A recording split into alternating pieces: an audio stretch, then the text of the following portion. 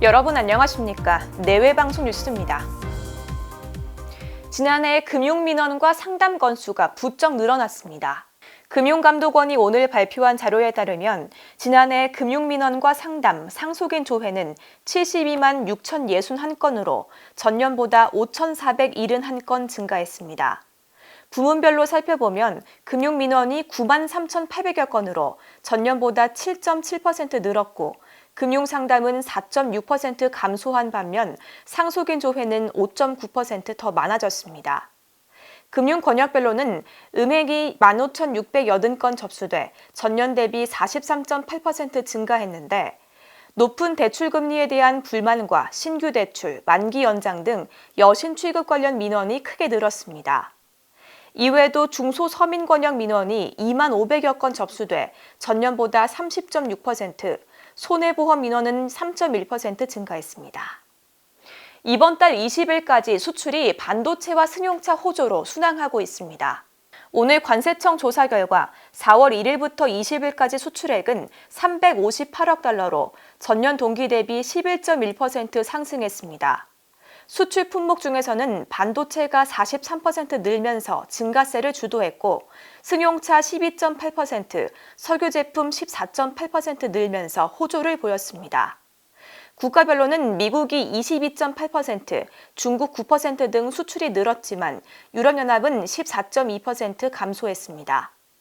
조익노 산업통상자원부 무역정책관은 이번 달도 7개월 연속 수출 플러스 달성이 확실시되고 무역 수지도 월말에 흑자 전환할 거라고 전망했습니다. 이어서 간추린 뉴스입니다. 윤석열 대통령이 여당과의 관계뿐만 아니라 야당과의 관계도 소통하는 데 주력하겠다고 말했습니다.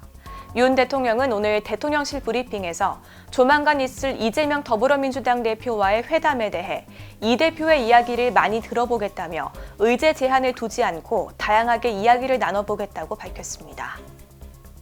야권 통합 비례정당인 더불어민주연합이 오늘 더불어민주당과의 합당을 만장일치로 의결했습니다.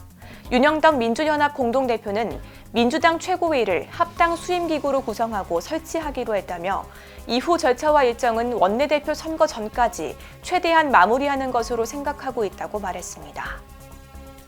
오는 25일부터 의대 교수들의 사직이 현실화할 수 있다는 우려에 정부가 입장을 밝혔습니다.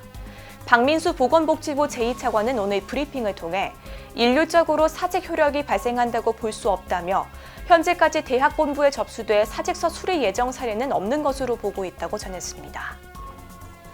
K-힙합을 국내보다 해외에서 더 많이 들었다는 조사 결과가 나왔습니다. 세계 최대 음원 플랫폼 스포티파이에 따르면 전 세계 청취자가 한국 힙합을 들은 스트리밍 횟수가 10년 동안 95배 증가했으며 특히 미국이 가장 많이 들었습니다. 빠른 뉴스 행복을 주는 내외방송 정지원입니다.